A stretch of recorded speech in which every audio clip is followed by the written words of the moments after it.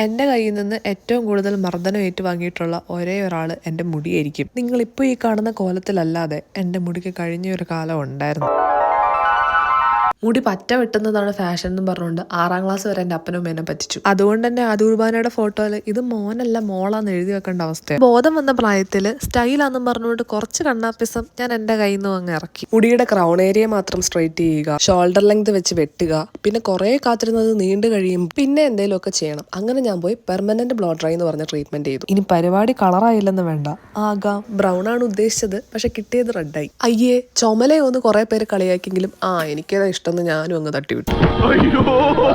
പിന്നീട് ഇവിടെ വന്നതിന് ശേഷം ഒരു പ്രാവശ്യം കൂടെ മുടി അങ്ങ് ഷോർട്ടാക്കി ഈ കലാപരിപാടി തൽക്കാലത്തേക്ക് ഞാൻ അവസാനിപ്പിച്ചിട്ടുണ്ട്. ഇത്രയും ടോർച്ചർ ചെയ്തുകൊണ്ടാണോ എന്ന് അറിയാൻ പാടില്ല, എന്റെ മുടി ഇപ്പൊ തോന്നിയ വഴിക്കാം. സോ ഗൈസ്, ഇതാണ് എൻ്റെ നാച്ചുറൽ ഹെയർ ആണോ, ഇത് വേവി ആണോ, അത് വേറെന്തെങ്കിലും ആണോ എന്ന് ഞാൻ തന്നെ ഇതുവരെ ഒന്ന് കൺക്ലൂഡ് ചെയ്തിട്ടില്ല.